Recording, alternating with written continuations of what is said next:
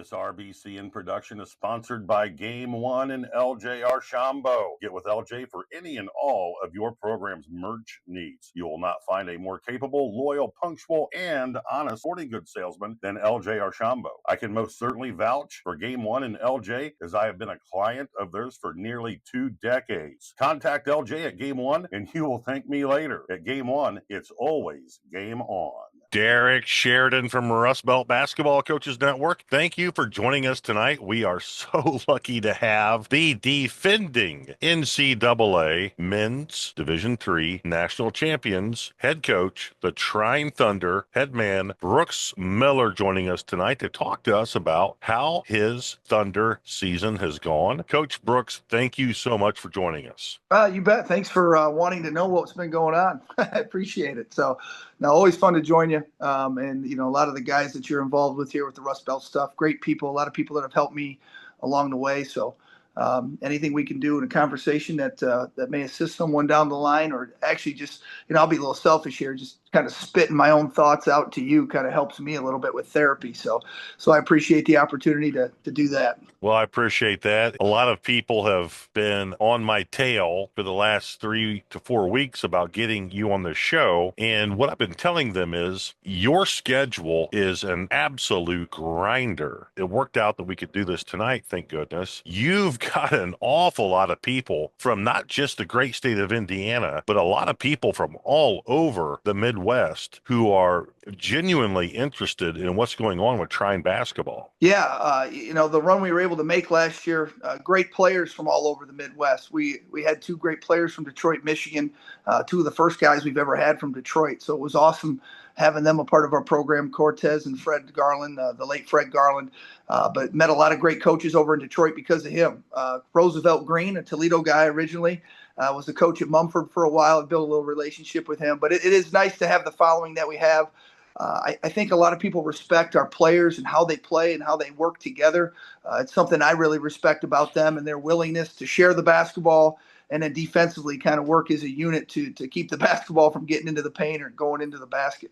Exactly, Brooks. It has a lot to do with not just the culture you've built, but the way your kids play. The way your kids play is so, for a lack of a better term, soothing to people who like to watch basketball played in a team format. Well, thanks. You know, we kind of play a positionless style on offense, although we do have a 6'8" guy and we got a 6'2" guy. You got a 5'10" guy occasionally popping in there.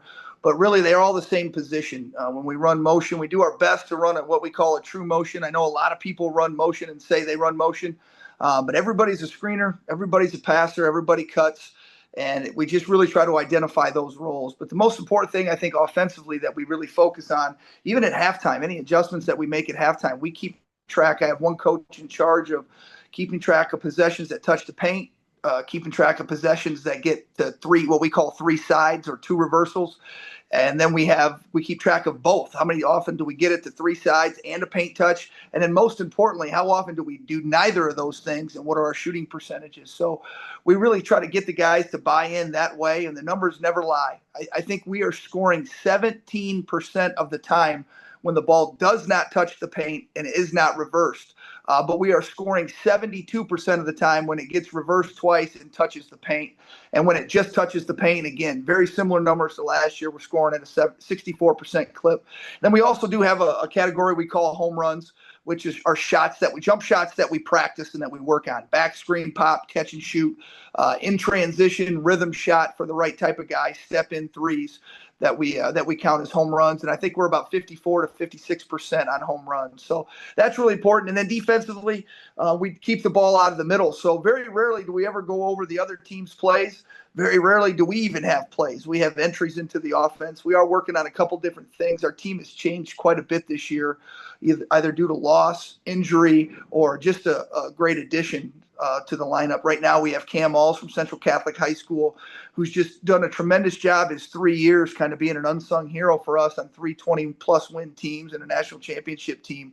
Not getting a lot of credit, not getting a lot of time on the floor, but it's just been inserted into the starting lineup because of the type of spirit he brings to our team, which we feel like we need at this point. And he's really doing a great job making plays with the ball in his hand and defensively directing traffic with his ability to communicate. So day to day for us, it's what does the team need? Do we need to make more shots? Do we need a guy that can screen a little bit better? Do we need a guy that just lifts up our spirit? And Cam does that for us right now, very similar to what Drew Moore did for us down the stretch last year in the NCAA tournament. We moved him into the starting lineup and haven't looked back. So those are things we really value here. And hopefully, I think people that watch us play, those are things that they respect and that they recognize. Well, they most certainly do. The veracity in which your players pass the basketball is exceptional. Your players pass the basketball when the player is almost open, which is when the ball should be in the air. And then when you talk about Cam Alls, I have the utmost respect for him. I actually got to coach him. I was an assistant at Central Catholic when Cam was on that roster. I was a fervent Cam Alls supporter. Cam was only a sophomore when I was on the Central Catholic staff, and I knew he was going to go someplace and make a really good impact on a college basketball team. Yeah, in my time in small college, whether it's been here at the Division III level at Trine for 14 years now, as a player or assistant coach at Hillsdale College, I feel like those type of guys get the best education. Cam has waited his turn. He's understood, maybe through poor decisions on our part, but just the decisions had to be made, or they were the right decisions. And now we're just really reaping the rewards of patience for both of us. He's kept an incredible attitude. He's been the lead guard in our scout team for the last 2 seasons and just made us better defensively guarding the basketball. And now we're in a position with the rest of our personnel where he really fits in great we feel, to get on the floor and contribute. But I could say that for other guys too. Tyler Good played at Evergreen High School, played JV for us for basically a year and a half. And he's a first-team all-conference player as a junior. Nick Bowman, very similar situation. Really, it took us a little bit of while, two years for him to figure out as a junior to get into a starting role. And he goes from being a JV guy as a freshman, 5 minutes a game as a sophomore, to a first-team All-American as a junior. And those are the great stories about small college. And growing up in Northwest Ohio, I think we were a part of that too. I think we really value what it means to earn whether it's we have an MVP on this team. There's so many people on our team that we couldn't do without, whether they play 3 minutes a game, don't play at all, or they're averaging 21 a game. So we don't do postseason awards where, the 6-man award or the most improved or the MVP of the team. We all have a really important role to play. Even as a coach, I'm just a role player. As a coach, I just happen to be the head coach, and maybe I help set the roles. But, it's just one functioning group that has different needs each day. And I think, we come in here with a list, our staff, we spend a lot of time together just brainstorming of, okay, if we want to get to this, if we want to beat Calvin on Saturday, which is our next opponent, what do we have to improve on in the next 2 days to do that? What do we really need? And some of those needs change. But when you got a great team that's as versatile as we've had here the last few years in particular, those needs are a little bit easier to recognize with this group than maybe, some of the other teams we've had that were a little more limited from a talent standpoint. Yes. And from someone who goes to a lot of your games, my wife and I attend a lot of your basketball games. One of the things that is so enjoyable to watch is how quickly your kids get from one side of the floor to the other via the pass. Yeah. I think there's some really great programs in Division I and Division II that we've emulated a little bit that do that really well. I watched Ole Miss play Kentucky a couple weeks ago, and I think they had like 22 assists and 1 turnover, something along those lines. So Coach Beard has been someone that I've admired. He's been a mentor of mine. I watch a lot of SEC teams now because of him. Rick Barnes down at Tennessee, they do a great job collectively guarding the way they defend. And when you watch Nate Oates' teams at Alabama, when they're really clicking, I think it has a lot to do with the defenses you're playing against too. But some nights, you can move the ball a little bit easier than others. But in the end, when you're trying to compete for a championship, a lot of the things you practice, great defensive teams take away. So you got to have really good players. And we've been fortunate to have those, winning the championship last year, but putting ourselves in a situation right now, we're 21-3. We're going into a weekend where we still have 2 paths to the NCAA tournament. if we're able to win at Calvin on Saturday, I think we're putting ourselves in a really solid position for an at-large. And if we're unable to get that done, we got to go play our conference tournament in the semis next Friday to go try to win a conference tournament and get in that way. It's really hard in Division III. It's the only level where you can go 22-4 one year, not get in the tournament, go 22-4 the next year like we did, win the whole thing. And we could go 22-4 this year, and if we don't get the automatic bid, might not get in and be ranked in the top 10. There's just 424 teams. It's a unique level to coach at. I think I've learned a lot.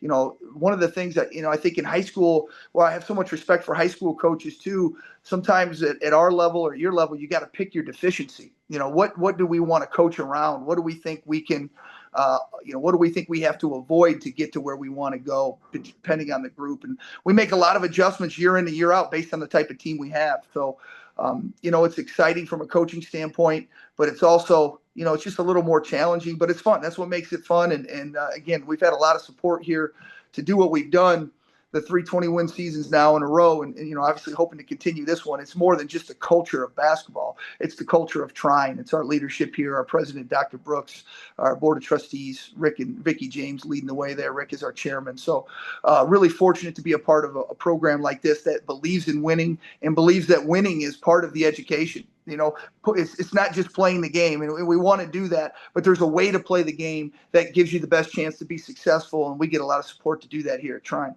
With that being said, I've got something to throw at you. Would you say that the teams you play are not necessarily pack line teams, but are more up in the passing lanes than compared to some of the Division I teams where the lane is packed like a shell because they're so afraid of dribble penetration? I would say the best defensive teams we play with are pack line teams.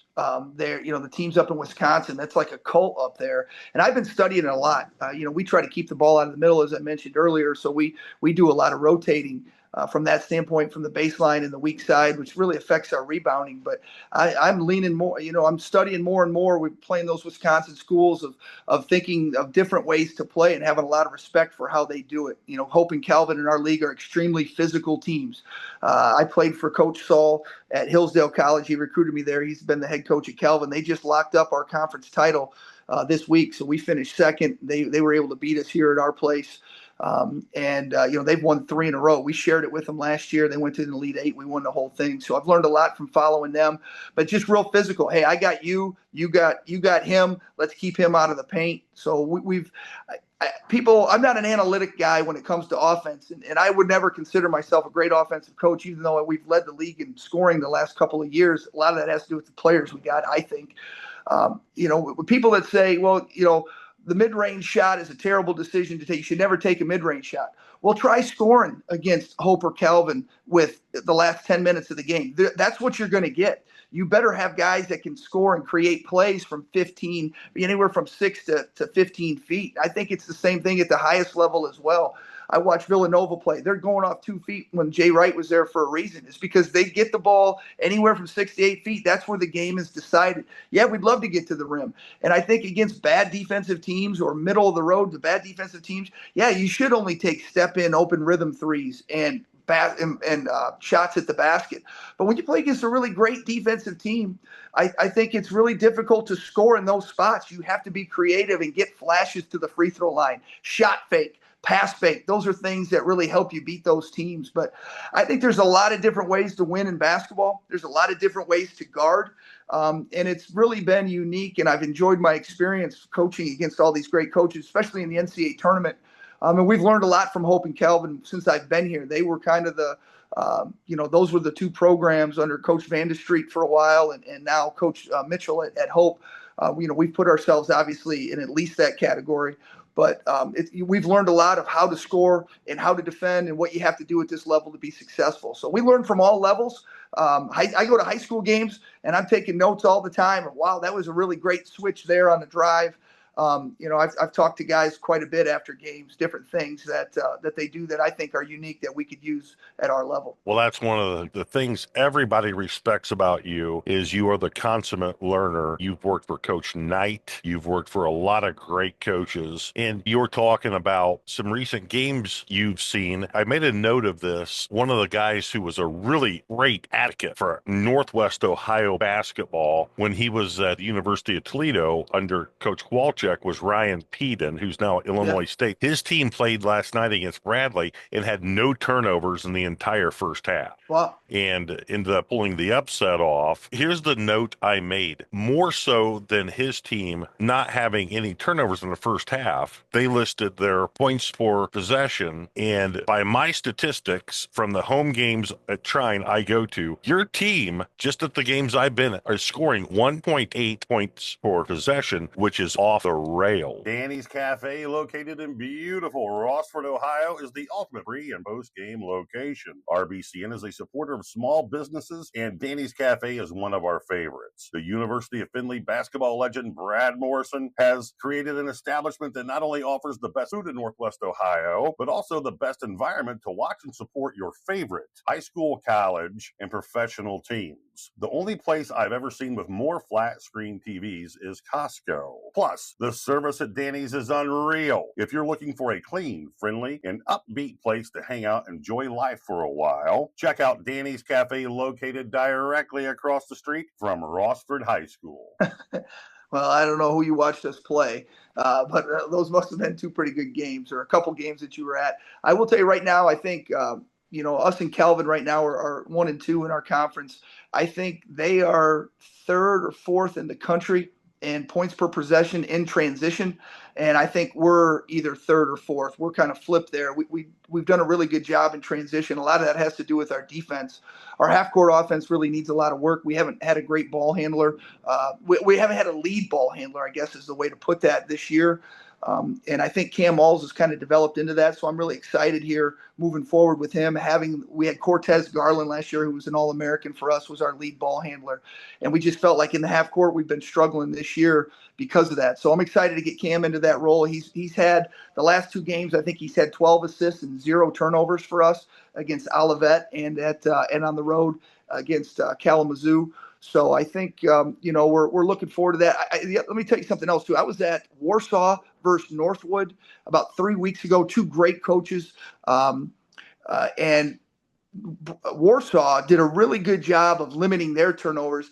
And I swear, I got to talk to Coach Moore after the game. They get into the lane, and they would jump stop, reverse pivot, and they would drive baseline, jump stop, reverse pivot. And then I heard on a podcast about a coach over at, I can't remember the name of the school, but he was out east somewhere that really taught that quite a bit. So we've been trying to incorporate that into our play, our catch and rip opportunities the last couple of weeks. But I talked to Coach Moore after the game. He said, he goes, we just have a really good young man that's smart about taking care of the basketball. It's not anything we really emphasize more than just he has a really good knack for being strong with the ball. So those are things, that was something that we took that I think has really helped us limit our turnovers the last couple of weeks.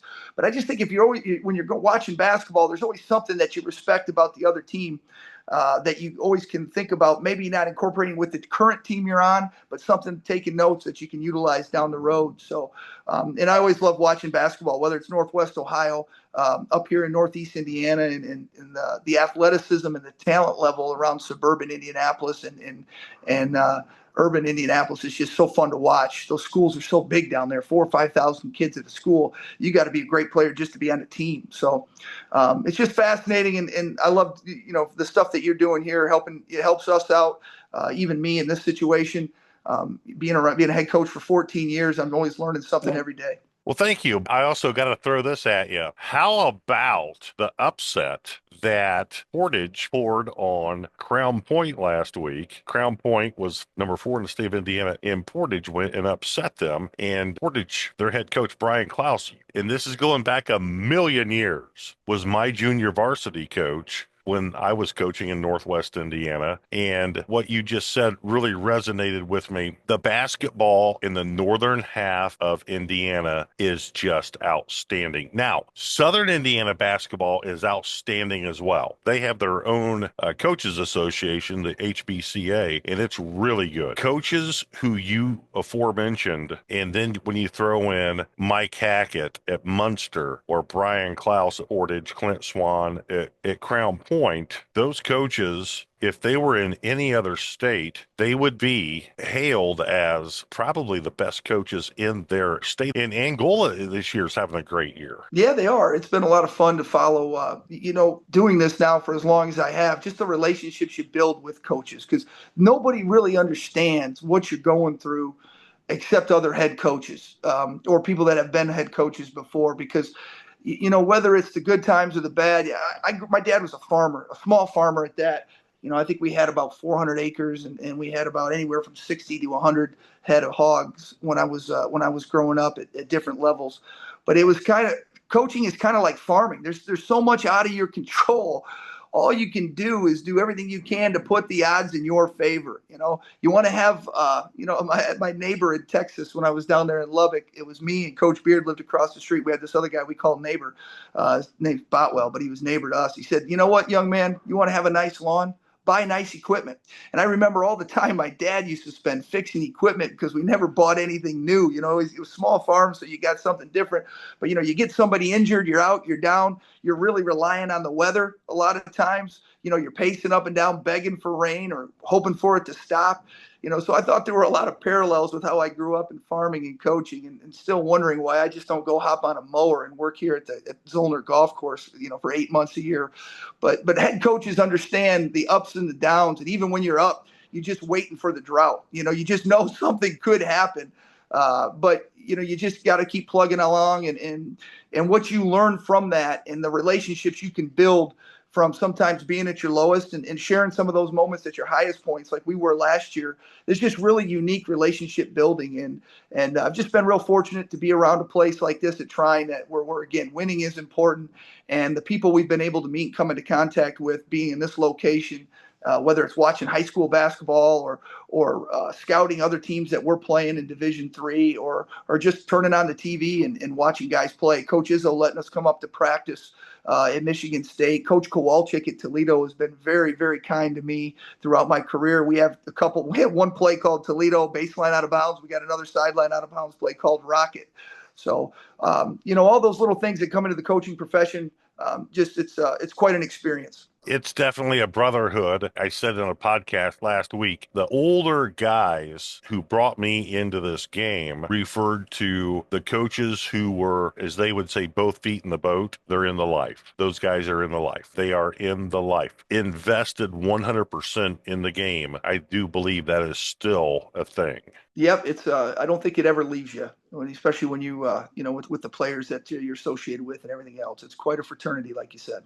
It is. Grip Sprints is the most effective shoe-to-court traction solution on the market. I've tried a lot of different traction products over the last 28 years and can say with 100% certainty that Grip Sprints is the best. We don't only use Grip Sprints with our athletes, but also with my students in our physical education classes. Enter RBCN10 when purchasing Grip Sprints products, and you'll receive a 10% discount and free shipping. Are you kidding me? In 2025, free shipping? Yep. Contact Grip Sprints via their website and enter code RBCN10 and you'll get 10% discount and free shipping for the best shoe-to-court traction solution on the market. Coach, you're 21-3 now, 11-2 in the MIAA, 12-1 at home, which has got to be extremely exciting. Yeah, we could have used that one though. That's that one that we lost. We were up 3 with about 5 minutes to go, and that was the game Calvin came back and beat us. That put us. We got to go to their place now to go play in the tournament, but we get an opportunity to play them again on Saturday, so we're excited about that. We just continue to get better. I think this team, with all the different changes we've had, it's there's an opportunity here for us to continue to grow.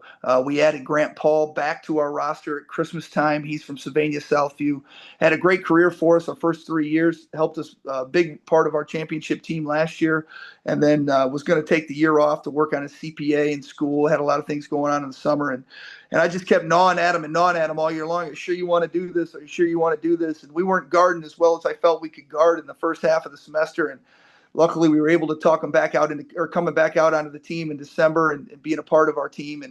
And after we lost Fred Garland into a tragic car accident, we really needed him to help us heal.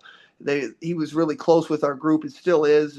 And I thought having him back in our locker room to kind of divide that pain and help us get through the process would have been really valuable, and it has been. So we're fortunate to get him back. And again, getting some new guys into some different positions. We're just excited moving forward, but nothing is guaranteed, especially in Division III. We still got a lot of work to do to get into the NCAA tournament, and our goals are right in front of us, which is important, but we're going to have to play really, really well and practice a little bit better than we did tonight if we want to see those goals come to fruition. So, Coach, where is your conference tournament held? It'll be at Calvin College. They'll host the semis and the final game there. We got the 2 seeds, so we'll have a bye. There's 6 teams in our conference tournament. 1 and 2 get the byes, and then we'll play the winner of the 4 and 5 matchup, I believe. I'm getting a question right now. Do you know what time you play? Actually, we play the winner of the 2 and 3 matchup, or the 3 and the 6. I think we play at 5 p.m. next Friday. I'm not sure, but it'll be an afternoon game. It'll be either 5 or 5:30. We play this Saturday at Hope at Calvin at 3 p.m. In that matchup, and then the following weekend we'll be back at Calvin and the semis. Very good. Calvin is in Michigan. Yes, Grand Rapids, Michigan. I'm sorry. Grand Rapids, Michigan. Hope College is up there in Holland, and then and so it's a great league for us travel wise. Our farthest trip is 2 hours and 15 minutes, so our guys never miss class for games. Real fortunate there. We play every Wednesday, Saturday. It's a nice setup for us. Absolutely. That's great. Well, Coach, I sure appreciate you joining us tonight. We are going to be pulling for you hard, not only this Saturday, but as you enter your postseason, and we're going to rub every stick we can together to make sure you get in that NCAA tournament.